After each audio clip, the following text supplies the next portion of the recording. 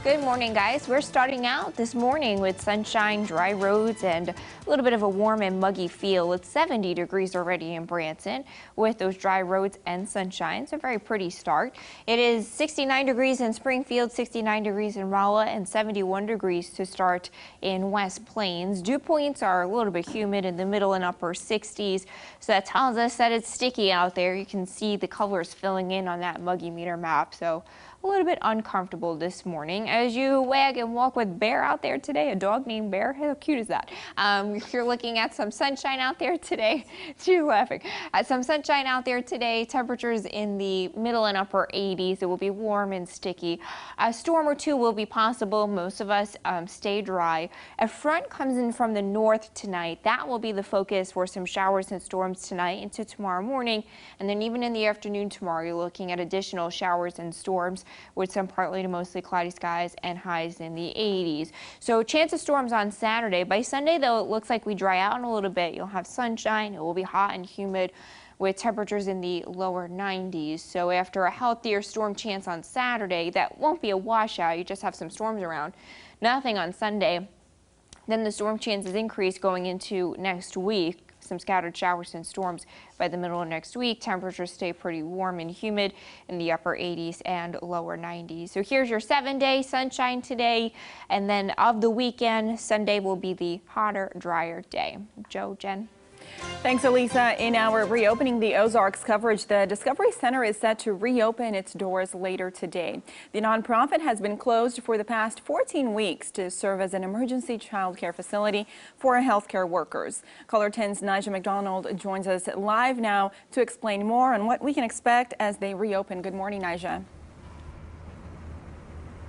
Yeah, Jen, good morning. It is an exciting day for the Discovery Center and for the entire community. The Discovery Center will reopen its doors this morning to its club members, and then it will reopen its doors tomorrow morning to the general public.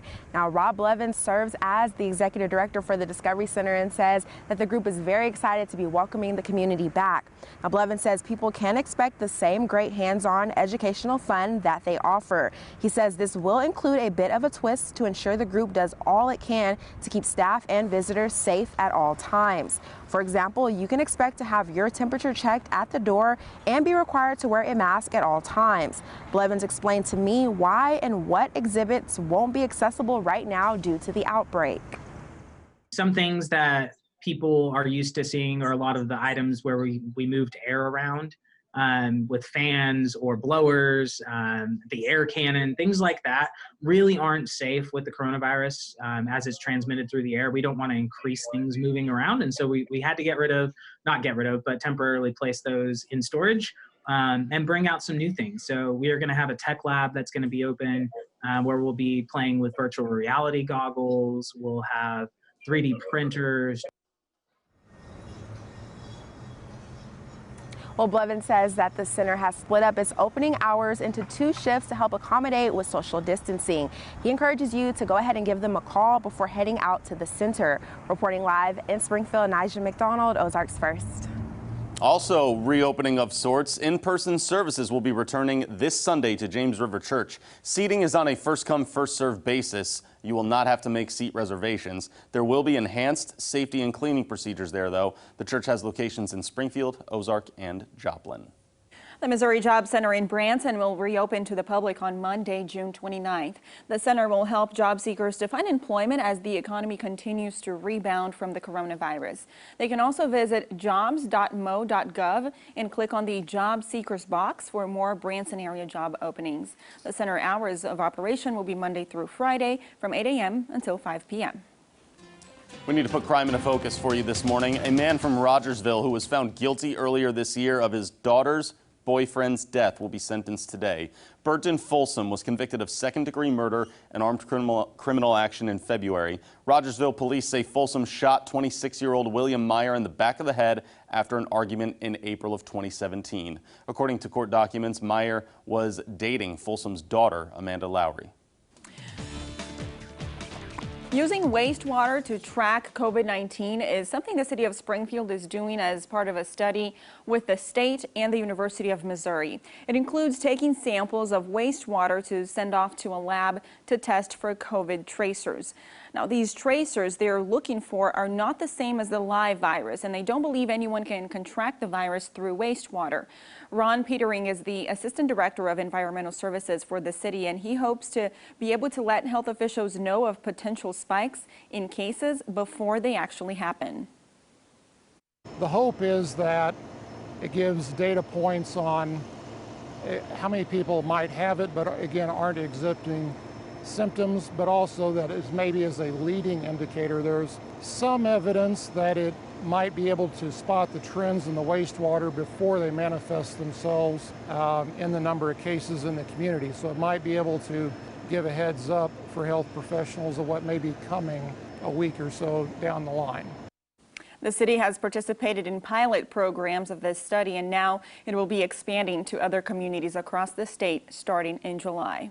We also have more COVID-19 exposures. In Greene County, 6 positive patients visited a variety of locations from June 15th to June 20th. They include several Springfield Walmarts, restaurants, and other businesses. It's a long list, so we have it all up there for you on OzarksFirst.com. If you don't have proper internet access, you should call your local health department for that info. In Christian County, 2 new COVID-19 patients potentially exposed several area cafes and businesses. Again, full details and locations there on our website.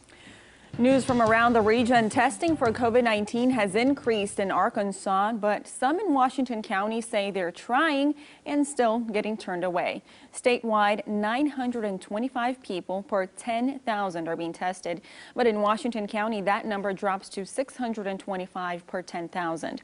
State Representative Nicole Clowney surveyed people having trouble getting tested, and she said the 2 biggest barriers are asymptomatic people getting turned away and people without exposure also getting turned away. For example, even if someone you work with tests positive, that doesn't necessarily mean you get a test. Those are, a bit of a gray area, but then there's specific criteria about was someone in PPE or wearing a mask, how long were you with that person, what proximity or how close were you to that person. So all those pieces then further develop or define what an exposure is. The Department of Health says it hopes to help solve the situation with more testing events soon. Well, tensions remain high today near Naples, Italy, as the Italian army was deployed after some 49 people tested positive for coronavirus in a residential complex. Soldiers stood at barricades and police checks were in place around the housing complex, which lies northwest of Naples. Residents are angered and they have been blocked inside with little information about what is happening. Moving back to some news around America, a Colorado attorney general will investigate the death of Elijah McClain. McClain was an unarmed black man and was approached by 3 white police officers last year. An altercation ensued and paramedics gave McClain a sedative, but he ended up dying. 2 of the officers involved say McClain tried to grab an officer's gun. The coroner found multiple possibilities for McClain's death. In more local news, high school seniors didn't get a senior year like many of us did, including a graduation. But with COVID-19 restrictions being eased now, 2 area high schools will change that tonight as Willard and Ash Grove will be holding their graduation ceremonies. In Willard, the ceremony starts at 7 on the football field. Each senior was given 7 tickets for guests. Others can watch from an overflow area or from inside their vehicles at the Willard Middle School, where a screen will be set up and broadcast over an FM station. Over in Ash Grove, graduation ceremonies kick off at 8 at the football stadium. There is no limit to the amount of people that can attend, but school officials are asking everyone to practice social distancing. Guests can choose to sit in the stands in open areas or watch from their vehicles. Well, now here's a look at what's coming up after daybreak. Coming up, what the CDC is saying about the real number of U.S. coronavirus infections. We report from 3 states experiencing major spikes, plus eye-opening conversations with white Americans about racism. Coming up on CBS This Morning. One trend to look at right now, the president asked the Supreme Court to invalidate Obamacare, the Affordable Care Act. Now, the Supreme Court has a big week ahead of itself. It's got a lot of decisions to make. There is a new report from NPR that 500,000 people turned to Obamacare once they lost their coverage due to the coronavirus this year. So we'll see what the Supreme Court does with that. Yeah, we'll keep following that up because a lot of people, especially those who need Obamacare right now. We'll be watching that. We'll see what happens. All right, a good weekend on tap, right? Yeah, just hot and humid. You'll have more sunshine on Sunday, so hit the lakes. We are looking forward to it. All right, thank you for starting your weekend off with us here on Daybreak.